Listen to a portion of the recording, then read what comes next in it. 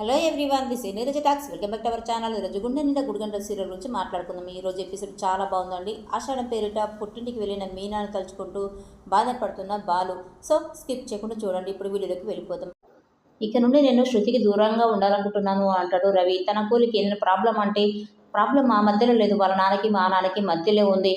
శృతితో friendship కాకముందు వాళ్ళ నాన్న మా ఇంటికి వచ్చి గొడవ పెట్టుకున్నాడు. మేమిద్దరం క్లోజ్గా ఉండేసరికి తను భరించలేకపోతున్నాడు. నన్ను అడ్డం పెట్టుకుని మా నాన్న పరువు తీయాలని చూస్తున్నాడు. నా మూలంగా మా నాన్న ఒక్క మాట పడడం కూడా నాకు ఇష్టం లేదు అని బాధపడుతూ ఉంటాడు. తర్వాత మీనా పార్వతి పూలదండలు అలుతూ ఉన్నప్పుడు ఇరుగు పొరుగు వారు వచ్చి, అమ్మ మీనా, ఇన్నాళ్ళకి మీ పుట్టిల్లు గుర్తుకొచ్చిందా అని అంటారు. అయినా ఆషాఢం కదా తీసుకొచ్చాను అని అంటుంది పార్వతి. తర్వాత గజ మనుషులు తనని చూసేసి, మీనా ఒక్కతే వచ్చేసింది, ఆ బాలు రాలేదనుకుంటా, ఈ సంగతి గజానికి చెప్పాలి అని అక్కడ నుండి వెళ్ళిపోతారు. తర్వాత సుమతి, అక్క, అత్త కూడలు ఒకే ఇంట్లో ఉంటే అరిష్టమని కదా మీ అత్తయ్య కాల్ చేసి పంపించింది అని అంటుంది సుమతి. అప్పుడు మీనా, నేను నెల రోజులు ఇంటికి వెళ్ళిపోతానని నెల రోజుల పనులు ఒకే రోజు చేయించింది మా అత్తయ్య అని బాధపడుతుంది.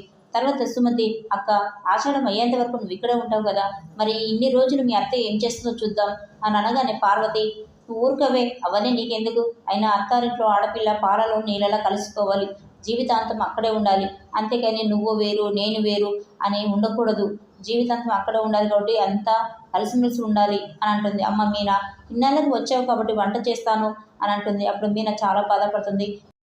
తర్వాత ప్రభావతి తన పెద్ద కొడుకు రోహిణికి దిష్టి తీస్తుంది. అప్పుడు రోహిణి, అత్తయ్య, ఆ మీన వల్ల అమ్మ నా గురించి తెలిసి కూడా పుట్టింటికి వెళ్ళలేదా అంటుంది. అసలు తను ఏమనుకుంటుంది నా గురించి అని అంటుంది. అప్పుడు ప్రభావతి, వాళ్ళు అంతేనమ్మా, నీకు ఇల్లు లేదని కావాలని అలా అన్నారు.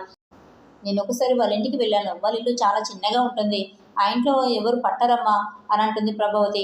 అప్పుడు రోహిణి, మీరు చెప్తుంటే నేను ఏమో అనుకున్నాను, కానీ ఆవిడ నా విషయంలో తలదూరుస్తుంది అత్తయ్య అని అంటుంది. ప్రభావతి, అవేమీ పట్టించుకోకు, వాళ్ళని ఎంతలో ఉంచాలో అంతలో ఉంచడానికి నేను ఉన్నాను కదా, కానీ బామ్మ చెప్పిన మాటలు నువ్వు విన్నావు కదా, మగపిల్లలు పుడితే ఆస్తి మొత్తం రాసేస్తుందట, ఆడపిల్ల పుడితే బంగారం వేస్తుందట బామ్మ, వాళ్ళకి ఆస్తి పోవడం నాకు ఇష్టం లేదు, అలా జరగాలంటే మీకే ముందు పిల్లలు పుట్టాలి అని అంటుంది ప్రభావతి.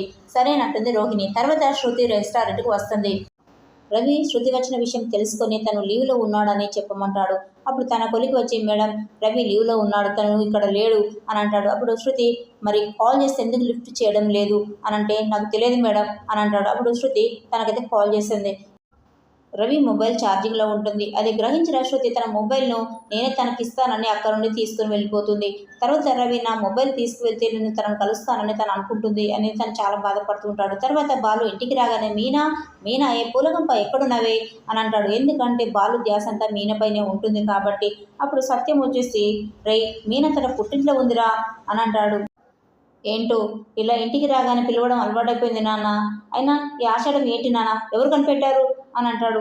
అప్పుడు సత్యం, దీనికి సైన్స్ ప్రకారం రకరకాల కారణాలను చెప్తారు, కానీ పెళ్ళైన తర్వాత మొదటి ఆషాఢంలో భార్యాభర్తలు దూరంగా ఉంటే వాళ్ళ ప్రేమ పెరుగుతుందట, భార్య విలువ అర్థం చేసుకుని భర్త, అత్తింటి విలువ అర్థం చేసుకుని భార్య కలిసిపోతారని, ఆ బంధం బలపడుతుందని మా అమ్మ చెప్పింది అని అంటాడు. తర్వాత బాలు ఆకలేస్తుందని కిచెన్లోకి వెళ్తాడు. అప్పుడు తనకి ఇష్టం లేని ఉప్మా రెడీగా ఉంటుంది. అది చూసి వెంటనే బయటకు వచ్చేసి, ఏంటది, ఏం చేశారు, ఇంత దారుణంగా శిక్ష వేయాలని ఎందుకు అనిపించింది, మీకు అసలు మానవత్వం లేకుండా పోయిందా, దయగుణం క్షమ గుణం అన్నీ అడగండిపోయాయా అని ఫైర్ అవుతాడు. అప్పుడు వాళ్ళమ్మ, అసలు దేని గురించి మాట్లాడుతున్నావు అని అంటాడు.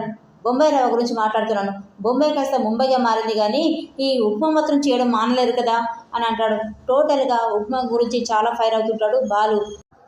బాలు, ఉప్మా ఇష్టం లేదని ఒక మాటలో చెప్పచ్చు కదరా అని అంటాడు సత్యం. అప్పుడు బాలు, ఒక మాటలో చెప్తే అమ్మ వినిపించుకోదు, అయినా నా భార్యనున్న ఇంటికి తీసుకొచ్చుకుంటాను, నాకు ఇష్టమైనవన్నీ చేయించుకొని తింటాను అని అంటాడు. అప్పుడు ప్రభావతికి చాలా కోపం వచ్చేసి, ఆచారం పాటించాల్సిందే అని అంటుంది. అప్పుడు బాలు, అత్త కొడులు మొహం చూసుకోకూడదని చెప్పావు, భార్య భర్తలు వేరువేరుగా ఉండాలని చెప్పావు, మరైతే రోహిణి ఇక్కడ ఎందుకు ఉంటుంది, మనోజ్ రోహిణి ఒకే రూమ్లో ఉంటున్నారు, మీరిద్దరూ ఒకే ఇంట్లో ఉంటున్నారు, వీడికి ఒక న్యాయం నాకు ఒక న్యాయమా, నా భార్యను పంపిస్తా, వీడి భార్యను పంపించావా, పంపించు అని అంటాడు బాలు. అప్పుడు ప్రభావతి, వాళ్ళ పుట్టిల్లు మలేషియాలో ఉంటుంది, అంత ఖర్చు పెట్టి నేను పంపించలేను అని అంటుంది. బాలు తన మాటలతో రోహిణిని వాళ్ళ అమ్మ రూమ్లో పడుకునేలా చేస్తాడు. తర్వాత నైట్ టైంలో బాలుకు నిద్ర పట్టక తనకి మీనాని పదే పదే కనిపిస్తుంది. ఎందుకంటే మీనాను అంతలా ప్రేమిస్తున్నాడు కాబట్టి. గిల్లి కజ్జాలతో మొదలైన వాళ్ళ ప్రేమ ఇప్పుడు ప్రేమతో ప్రశాంతంగా ఉంటుంది. కానీ ఆషాఢ మాసమని తన పుట్టింటికి వెళ్ళడం చేత తనకు నిద్ర పట్టక తన టెర్రస్ పైకి వెళ్ళిపోతాడు. అక్కడ రవి ఉంటాడు. ఏంటన్నయ్య, వదిన గుర్తొచ్చిందా అని అనగానే, అవునరా, ఏది కావాలన్నా మీనా మీనా అని పదే పదే పిలిచేవాడిని. ఇంట్లో ఇప్పుడు సడన్గా లేకపోయేసరికి నాకు అందరూ ఉండి కూడా ఒంటరిగా అనిపిస్తుందిరా అని అంటాడు. అప్పుడు రవి, నాకు వదిన లేకపోతే ఇల్లంతా బోసిగా ఉన్నట్టు అనిపిస్తుంది అన్నయ్య అని అంటాడు. బాలు, నిజమేరా, మనిషి ఉన్నప్పుడు మనకి దగ్గర అవుతుండ్రో లేదో తెలియదు, కానీ లేనప్పుడు మాత్రం వాళ్ళ జ్ఞాపకాలు వాళ్ళని మనకు చాలా దగ్గరగా చేస్తాయి. అప్పుడే వాళ్ళ విలువ మనకు తెలుస్తుంది అని అంటాడు. అప్పుడు రవికి శృతి చాలా గుర్తొస్తుంది. తర్వాత మీనా ఆకాశంలోని చందమామను చూస్తూ బాలుకి కాల్ చేస్తుంది. బాలు చాలా హ్యాపీగా ఫీల్ అయిపోతాడు. నీకు నిండు నూరేళ్ళు, నీ గురించి రవి నేను మాట్లాడుకున్నప్పుడే నువ్వు ఫోన్ చేస్తావు అని అంటాడు. నా గురించి ఏం మాట్లాడుకుంటున్నారు అంటుంది మీనా. తర్వాత మీనా బాలు ఆకాశంలోని చందమామను చూస్తూ చాలాసేపు కబుర్లు ఎత్తి చెప్పుకుంటారు.